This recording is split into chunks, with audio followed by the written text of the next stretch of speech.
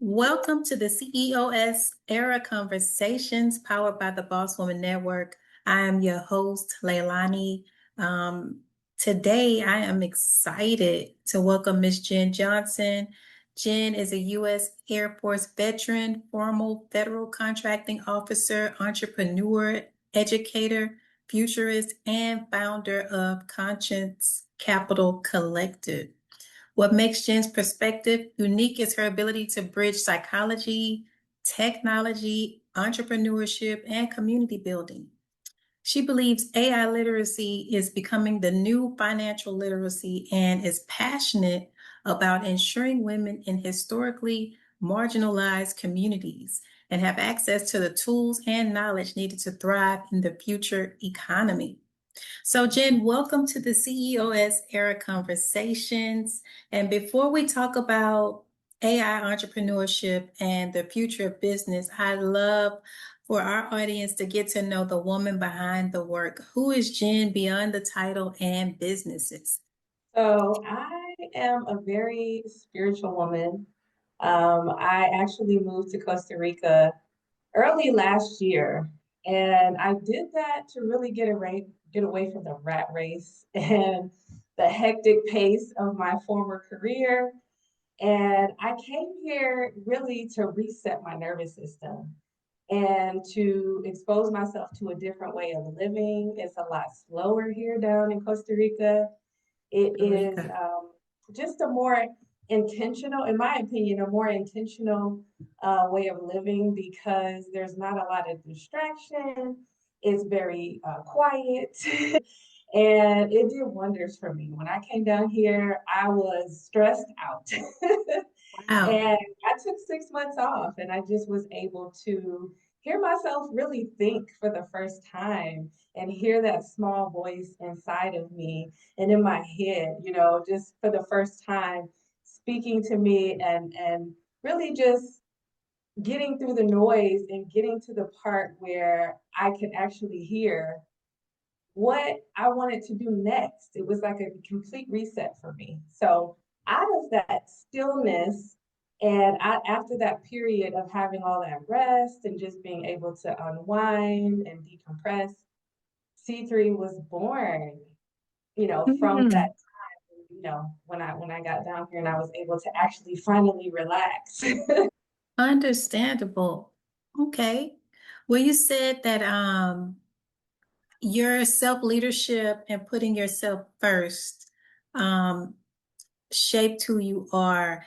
And after spending years inside demanding institutions, you chose to relocate to Costa Rica and create a different life.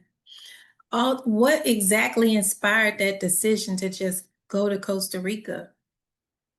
So I definitely wanted to come somewhere where I could be in community. Community before I moved here was really just a buzzword. Everybody talks about community. But before I moved here, I had a friend that lived here and she was actually sharing her pieces of her story and her relocation. And, I just was like so impressed by the actual community that she spoke of. Because I'm like, okay, this is what people talk about, but they're actually doing it. They're actually living in communities for real. And so I came down to visit and I was just blown away. It's just like people are, bartering, people are growing their own vegetables, their own gardens. People are, it's like everybody is just leaning in to help each other. And, it's like everybody uses their gifts and skills and abilities to help the people around them in a way that I had never before. And I was like, this is the community that people speak of. And I wanted to be a part of that. I really did. And so I was fortunate enough to be able to walk away from my career. And I thank God every day because I actually walked away right around the time when Trump came into office. And the very last email that I Mm, got was the one that Elon sent out saying, what's 5 things you did today or something like that. And I couldn't turn my laptop in fast enough. I'm mm. so grateful to be able to leave and to relocate to a place that's just completely different. And it just awakened a different perspective in me. Um, and like I said before, the quiet and the centering of my nervous system and all those things coming together, it was just a powerful culmination that allowed me to get the what I like to call a download. That's where C3 came from. It came from basically me being inspired by seeing the community activity Mm, around me, also understanding that the world that I just came from was not something that I wanted to repeat. I was like, you know what? I want mm, to do something completely different. I want to change and just flip it around into something completely different. And now that I have the power to build something, I want to do it the way I want to do it and completely different. I came from a world of competition. Competition was the name of the game as a counselor.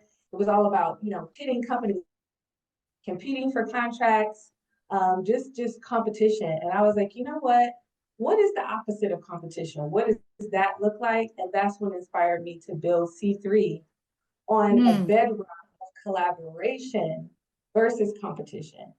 And I could Yes. also see where we're going in the future is we're heading towards a world where we can't stay isolated and competitive anymore. If we're going to be able to thrive in the future, we have to in and be collaborative, cooperative, those things. So yes, I was able to and I think this environment was really like a really good fertile ground for what I wanted to build. So yeah, it just one thing led to another, and it's just been very successful and well received. Mm. And it's just growing by leaps and bounds. And I'm glad that I was able to be courageous enough to take that because I don't want to make it seem like it didn't take a lot of courage because it definitely did. It definitely did. I walked away from a six-figure salary, a great Wow. job. I had all the things that people, aspire to, but my spirit was not settled, and I had a lot the stress from an environment was doing for health and just, I knew that I had to make a change. And sometimes you sacrifice, right? So I sacrificed the title and the accolades and the salary to live a more I just meager, frugal, slower pace of life and a different lifestyle. And it was Mm. scary at first, but it ended up working out beautifully because I couldn't be happier with my decision. I'm so happy that I was courageous enough to take the leap.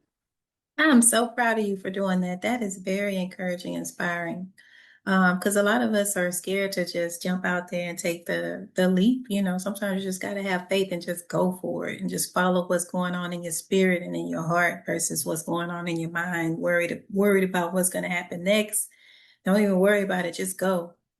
And so that's Yes. exactly what you did. So I have another question for you as far as community. What is the difference between community there and community here? Because I know it can be difficult trying to build a community here. What is the atmosphere like that? What are the people like? So back in the States, it really is a very individualistic society. And I think COVID accelerated that, right? People are in their homes. People don't want to know their neighbors. Everybody's like, in their own little silo. Here is the complete opposite. Hmm. People are outside, people lean in, and I think a lot of it has to do with us all being in a similar situation. There's a huge community here, and we're all away from our families. We're all away from the Oh. things that keep us comfortable. And so it's like we all kind of have to lean in, right? And Hmm. it's not perfect by any means, but it's definitely a situation where we all recognize that we are stronger as a group. Yep. And so we felt in that way. If you got something, your gifts, skills, and abilities that you can help somebody else out with, you see a lot of that. And you see actually a lot of bartering and like energy exchange where it's like, hey, if I have this thing you need and I got, something I need, let's just work something out. And a lot of times it's not even about money changing hands. It's just a pure energy exchange. So it's Hmm. very, yes. And it's to me in the States, it just feels like there's a lot of lack of trust, maybe Yeah. with people. And I think it's the competitiveness as well. There's a lot of competitive spirit that I think prevents people from leaning in because it's like a suspicion, it's a competitiveness. But here it's like it's different because you kind of have to leave that behind because otherwise it's like you don't want to be in a foreign country and just kind of out there by yourself. And so we Mm, recognize we need each other. So let's lean in and make this work, for all of us. So yeah, mm. it's a beautiful thing. Oh, okay, I love it. So you served in the U.S. Air Force and spent more than 20 years as a federal contracting officer and handling high stakes negotiations and procurement decisions. What lessons from that experience still influence how you lead today? I would say it's really kind of what I was saying before. It's that environment. I would say the most important or the most enjoyable of that job for me was being able to help small businesses learn how to navigate the government systems. The government is Mm, a huge bureaucracy. There's so much red tape, there's legalese, there's just all these rules and regulations, and it can be very intimidating for small businesses to be able to get in the game to get government contracts. And so, a big part of what I had to do is be an advocate and a liaison for a lot of small businesses to help them navigate that system and figure out how to make it work for them. And so they can, be able to compete with maybe larger companies to win some of the same contracts. If they're in competition with medium-sized or large businesses, there's just a lot of things that they would have to do to leverage themselves to be able to compete. And so I had the opportunity to be able to take them under my wing and show them how to be competitive in that environment. So I took those same skills, and now that I'm here in Costa Rica, I was able to do it here because there's so many amazing, dope entrepreneurs, but there wasn't a lot of cohesion with um, just organizing it, organizing all of that um, entrepreneurial greatness in a bigger way. And I could mm, see the potential for that, right? Because of the community aspect. And I was like, how do we bring it together? We got the glue already going with the community. We got all these dope entrepreneurs. How do we bring this together? And then I'm like, you mm. know what? I have the skills to be able to fill this gap because that's exactly what I did in my career is to help small businesses and help them get access to small business set asides, help them get access to funding, help them learn how to navigate different things. And I'm like, you know what? I can actually do this for myself. I can start something that I can do for myself and do it in a collaborative way versus a competitive way and in community. And so that's how Mm. C3 was born. I love that. So is that you tied psychology? Because I see you have a background in psychology too, that you spent years studying in emerging technologies. How did those different worlds eventually come together to shape what you're doing now? Because that's pretty cool. You have psychology and your background in the U.S. Air Force. Yes. So C3 actually started as a community grassroots organization. So a lot of organizations start by products for revenue. You're in business to make profit. And then once you get successful from that endeavor, then you turn around and say, okay, let me give back to my community. I actually did it the opposite way. I started with community first. And so what I did is I basically put together a gathering where I could connect local entrepreneurs here in Costa Rica with investors. And also in that same, it's like a very unique networking gathering where I have 10 visionaries and they present their businesses to the community for community support. But we have investors attend. And so they have an opportunity to get, some possible investments from investors, as well as the community leaning in to support them, because they're going to get visibility within the community. And because it's very close knit, it's a very good way to get your business off the ground in a close knit community like this. And then we have all of the ticket sales are crowdfunded into a cash prize, and one of the visionaries actually walks away with that cash prize that very day with like cash injection money for their business that Wow. very day. So it's a very, very, community rooted, community supportive, just environment. And so that's how C3 was really born from those visionary gatherings.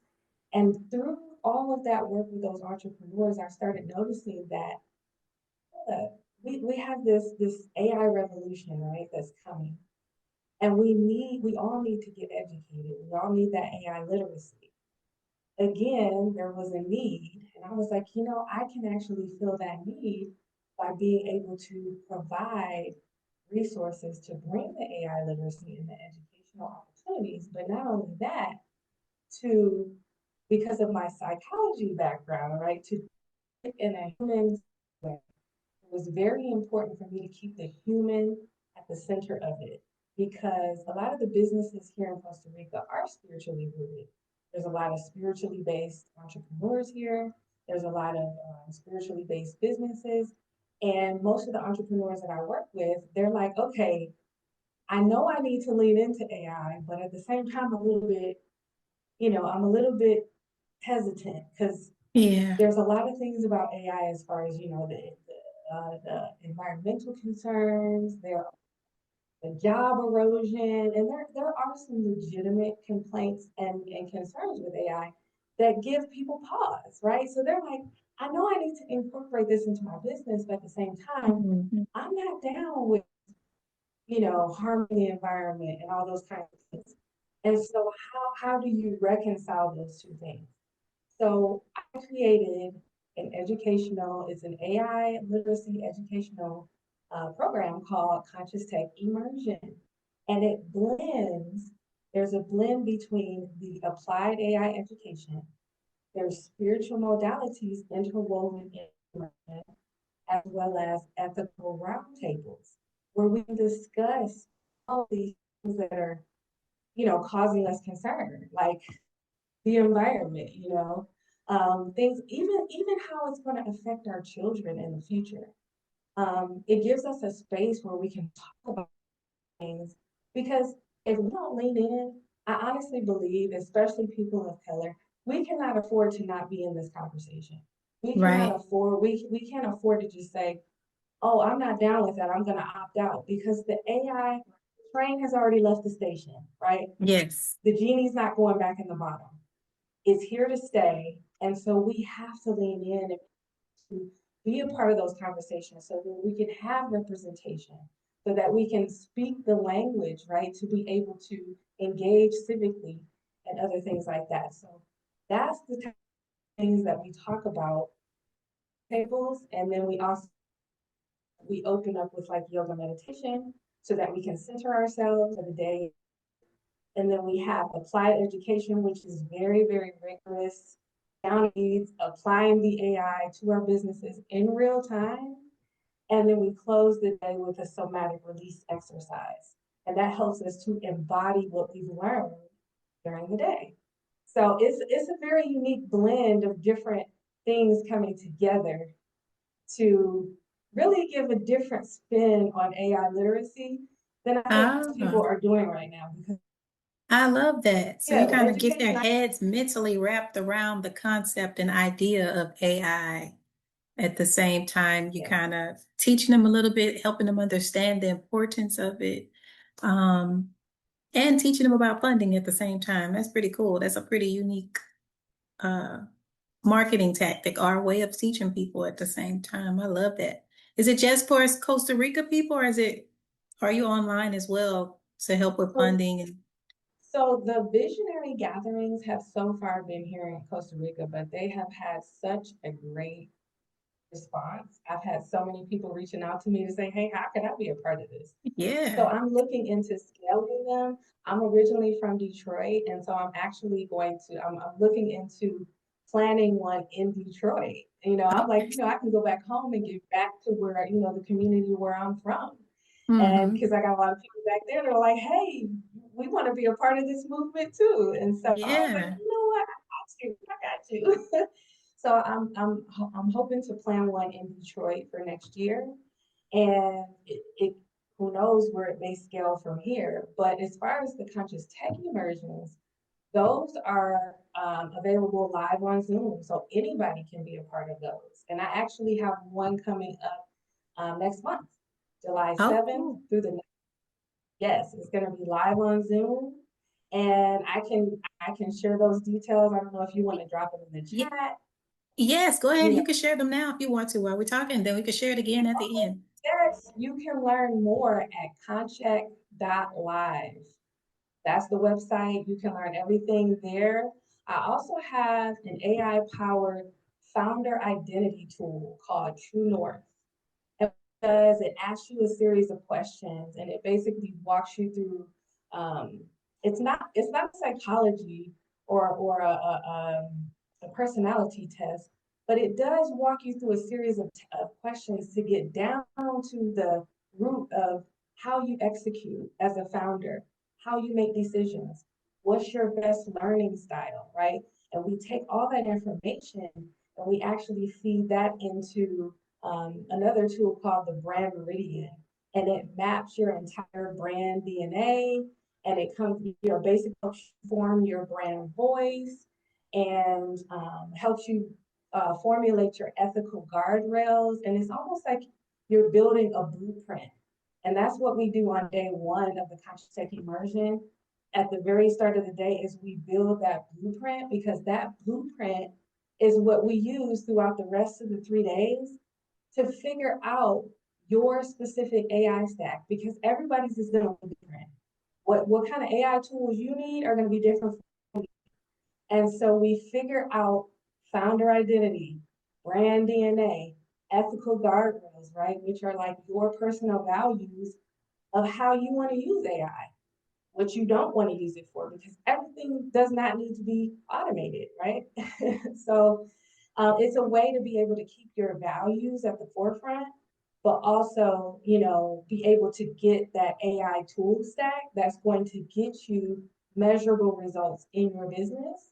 Because it's also based around ROI, because we're here to make money, right? We want to be profitable. And so it's also based around your ROI. And it's just this wonderful blueprint that you put together. And that blueprint can be used with pretty much any AI tool that you encounter to let that tool know this is who I am, this is what my brand is, these are my ethical values, this is my ROI, like the goals that I want for my business as far as my profitability or my efficiencies. And then you can build your AI stack from that blueprint. So it's a very different way of approaching it. Hmm. Yeah. Okay. It sounds very interesting. Giving people different ways to understand how they can utilize AI in their business. Speaking of that, how are you utilizing it in your business, and how has it helped you as a solo entrepreneur?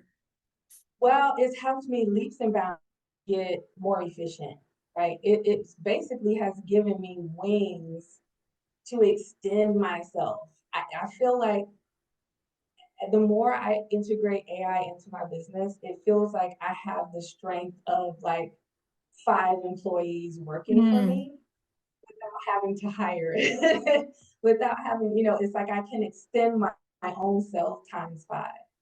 And so, yeah, I can get so many things done, like the content that I'm able to put out. I've been able to build agents where I triage my email. Like, I don't even have to look at my emails anymore. My emails are being triaged and basically racked and stacked according to like the most important ones, like high stakes, medium, low. And then the most important ones, they actually draft a response on my behalf and put it in my draft email folder. So then I can go in there periodically and be like, okay, and then all I have to do is just tweak it, make sure to have some human eyes on it, right? A human in the loop. But you just tweak it and then you're able to send it out. And it just makes you so much more efficient. And so, Yeah. me personally, I've just been able to create a lot of efficiencies in my processes behind the scenes, as far as my CRM, as far as my email, systems, as far as content creation. I've been able to build agents that repurpose all of my content. Like for Yeah. example, eventually when we have this podcast go live, I have an agent that can take this podcast apart and create different clips and things that I can just put out on social media, quickly. It's just amazing what you can do with the technology, and how you can leverage yourself. It is just, Yes. and for me, I'm the type of person where I want to be out hugging trees. I want to be at the beach. I want to be in nature. I want to spend time with my daughter. I want to be able to travel. And so I put all of these systems and workflows and agents to work for me so that I Yeah. can have more time to live. The Hmm. whole, like, we want to make money, but we don't want to have to be chained to our businesses. And as solopreneurs, a lot of times, in order to Yes. be successful, it's like you feel like you got to work 24/7. But we don't have to do that anymore. We can leverage this technology to give us time freedom back. And so that's a big Yes. one. And then That is, I've also been able to create customer service, like amazing customer service, so that I don't always have to be on call 24/7, right? I have systems that can answer on my behalf, that can take care of issues, right? And then can basically, if it's something that can't be taken care of and it needs to be elevated, then it can be elevated to me. And then I only have to engage from a high level for things that need my high level thinking, right? And yes. leave the low level things to the automated systems. So yeah, it's been a game changer for me. And that I'm passionate about being able to get it out to as many entrepreneurs as possible, because as soon as we can leverage this technology, it's like we can get to, one, our time freedom, but number two, more prosperity and abundance, right? Because that's what we're in business for, is to make money. So Yes. At the end of the day, yes. you mentioned that your current challenge is like scaling your impact globally while maintaining quality and integrity. How are you approaching growth without losing what makes your work special? So I am actually, in all honesty, I'm still working through some of those challenges. I'm still, in the midst of trying to figure those things out, as an Hmm. entrepreneur, especially because I am a spiritually rooted, purpose-led founder, and human-centered. My values are non-negotiable. I don't want to build Hmm. a business that doesn't feel good to me, right? Because I already had to do that in my 9 to 5. I had to work with people I didn't necessarily like. I Oh, had trust me.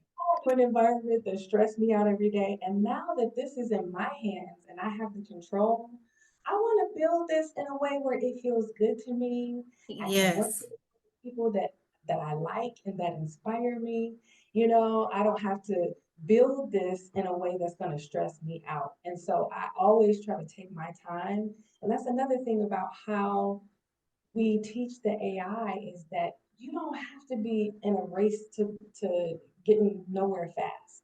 Because if you try to take on AI where you're like, okay, I'm going to learn it all at once, you're going to overwhelm yourself, you're going to overtax your nervous system, and it's going to be a lot of confusion and hype. And at the end of the day, you may be using all these tools that may not actually get you any real world results.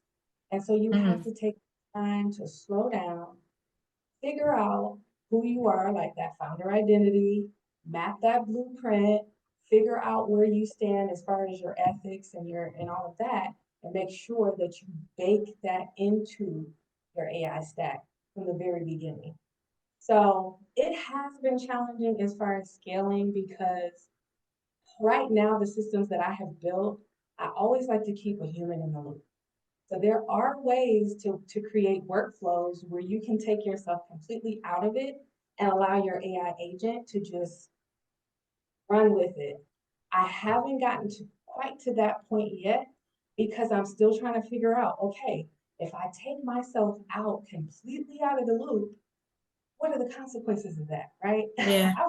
I've heard horror stories of people setting up Yeah. these workflows and giving all types of permission to their to their agents, and then these agents are doing crazy stuff, Oh, just, yeah. And the security concerns, now you got your personal data that might be, compromised and all that. So I have been able to achieve a lot of efficiency with the workflows that I'm building. And the next phase for me is going to be, okay, how do I now be able to allow these workflows and agents to work without me necessarily having to be in the loop? So it's almost like taking, giving it more reign to act on my behalf. Yeah. So that's kind of where I'm at right now. And, I've been learning some very interesting things. My co-facilitator for the Conscious Tech Immersion, she's actually working closely with 19 Keys, and he has some very interesting things that he is talking about right now on Yeah. that very topic. Okay, we're going to scale. We got all this ability to scale and leverage, but we can't just let this be a runaway train, right? Right. You can't do So that. it's like, yeah. So it's like, how do you strike that balance between keeping the human in the loop for the things that really matter, and then Hmm. also, releasing that control on the things that you can, relinquish over to workflows and agents. It's a hot topic right now, especially for people who are values aligned and purpose led, and it's like, Mm. ooh, just giving that free range just feels a little, not a little, a lot. It feels a lot Yeah. risky. So I'm Yeah. still Okay. looking through that, but it's a lot of Mm. interesting conversations that I'm a part of, and a lot of innovative solutions are on the table. So we'll see. We'll see. Well, that's good. So, if you don't mind sharing, what are some of the basic tools? So people, if they want to just get started and just learning about AI, some of the simple things that they can just start learning now without spending a lot of money. Yeah, I would say so. Pretty much all the LLMs have a free version. I would start there. I would literally just start with an LLM, and they all work a little bit differently. So you might have to try different ones to figure out which one works the best for your particular. And that's why it's so important to know yourself as a founder and have that founder identity. Because once you know yourself and you got your brand DNA map, then you'll have a better idea of which tools, more intuitively with how you work, right? So they all work a little bit differently, but I would definitely start with the LLMs. I would definitely start with, I would say, some Claude projects. You can Yeah. build some very simple Claude projects. Um, Hmm. there's also, just very simple agents that you can build to do really, really simple. It doesn't have to be multi-step. It could just be one or two steps, and start with that and see how that runs. Because a lot of times you will have to iterate back and forth, right? Sometimes it's not going to necessarily get it perfect out the box, but through a few iterations and going back and forth and training it on what you want and what your outcomes are. And that's why it's so important to know yourself, to know your brand, to know your outcomes, to know your pain points, to know your ROI goals, all these things, so you can start from that clarity, before you get into the tools. So yeah. I love it. So, when you think about the future, what kind of legacy do you hope for Conscious Capital Collective to leave behind? Oh, wow, that's a good question. I have a 10-year-old daughter, and I'll often think about what kind of world she's going to grow up in and what it's going to look like. What is the landscape going to look like when she graduates high school, right? Because they're already basically saying that this is making us reimagine everything. Some people are even saying they're not going to even go to college when they get, when she graduates high school. So I'm like, okay, if they don't necessarily have the same educational structure, they don't necessarily have these 9 to 5 jobs, right? Which Yeah. all of these things are changing. So I'm thinking Yep. that they're going to have to be so creative and so They enterprising, are. almost like a jack of all. They're going to have to master different crafts. They're going to have to be able to pivot. They're going to have to be able to. And so she's watching me build this. And I was so like touched because she had this whole thing she had to write who she wanted to be when she grew up, for school. And she said she wanted to take over my business. And I would just touch me because she's watching me build this. She was Oh, there when I'm giving away, money to different entrepreneurs, and she's like, "Honey, that's so cool, what you do," and she's inspired by it. And so I am building this as something that she can one day take over, because who knows what the job situation is going to be like. And so generational wealth is going to be even more important in the future, right? So that we have something to give our children that That's they so can true. try. Yeah, that is a great legacy, having something to leave behind for our kids, because we don't know what the future holds and how the job economy will be in the future, especially with the adoption of AI. Um, so what kind of message would you give to future business owners out there to be able to protect their boundaries, um, protect their energy, um, and continue to build and learn more about AI in the process? I would say it's really important that you have boundaries around not getting sucked into the hype of it. Because one thing that I encountered when I first started working with it is you just start to feel like a superhero. Wow, this is amazing. I It can do so is. many things. And I Yes. saw myself, I was like, and I hit a wall of burnout because I was literally working all the time because I'm like, I can do this, I can do this, I can build this. And Yep. it made me work. And then I had to get to a point where I'm like, hold up. I'm leveraging these tools so I don't have to work so hard. And now I'm over here Working working. so hard. I would say be very, very careful to put boundaries around that, because once you start, leaning into this, you're gonna be like, wow, I can fly. I can do so much, but you have to protect your nervous system. You have to protect your family time, your work-life balance. You have to draw those boundaries between, just because it can be automated, should I?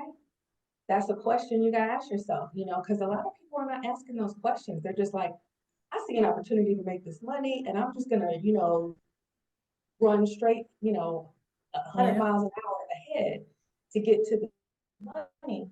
But what are you sacrificing? What are you sacrificing? How is your mental health? How is your nervous system? Are you still spending time with your family? Or are you always on the computer because you're like, oh, I can do all these things and I'm trying to get to that next, Yeah. milestone in my business, and you're not paying attention to the things that are most important, right? Your health, your family, your relationship with God, to take time out to pray, or however you worship, right? So I would just say to definitely be very careful to not allow the very thing that's supposed to be giving you freedom or more time freedom to end up roping you into the situation where now you're working more than you were before. It's like Mm. it's starting to take over your life, and push out the things that you need to be able to keep you anchored, right? So I would say that that's something that people really need to be cautious of. And also just deploying the tools without building that blueprint and understanding who you are, who is your brand, who do you serve, what is your why, right? Beyond the money, beyond all of it, why do you do what you do? Why are you building this business? And to keep that integrity and your values always Yes. like in line of sight as you're incorporating the tools, right? So that if you need to pump the brakes, you can pump the brakes without feeling like, well, hold up, if I do that, I might miss out on this. It's like that FOMO, Hmm. right? You always got to fight off that FOMO because it's like, oh, I can do something, but you got to keep it in balance, and remember what's important. And I would say always just make sure that you keep your values first and understand your why and who you are as a founder, and just, yeah, not let it start leading you, right? You always have to be in the driver's seat, and you always have to pilot the plane, right? Instead of the other way around, because if you're not careful, it can switch up on you and you're like, hold up. Yeah, That's so you true. just have to stay in the driver. Gotta stay in the driver's seat and Yes, keep those work-life balance in your life, because you can get off track and overwhelmed and not even realize it until you just crash. So that was a great message, and thank you so much for Mhm. sharing that. Before we get out of here, please, one more time, share how people can contact you and join your community, even if it's an online community as well. Yes. So if you're interested in, the founder identity tool, you can find that at clarity first, the number one st.ai. And it's a free AI powered tool that is going to help you get down to the nuts and bolts of your founder identity. And that's really the beginning of your AI journey is understanding who you are, right? Your why, what you're building and why, and who you are, how you execute, all those things. So that's one resource. And then also, if you're interested in learning more about the Conscious Tech Immersion, which is the applied AI immersion, that's coming up next month. It's July 7th through the 9th.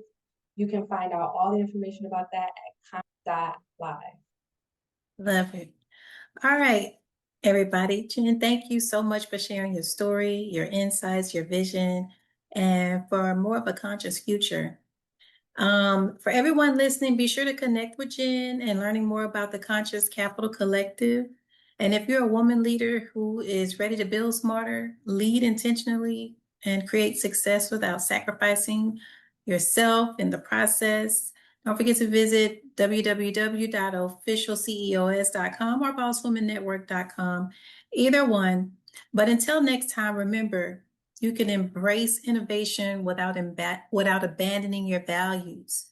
So this is CEOS Era Conversations by Boss Women Network. I am Leilani, and I am your host. And until next time, and thank you again, Jen, for joining me today. Thank you so Until much. next time, Thank you. bye. Bye.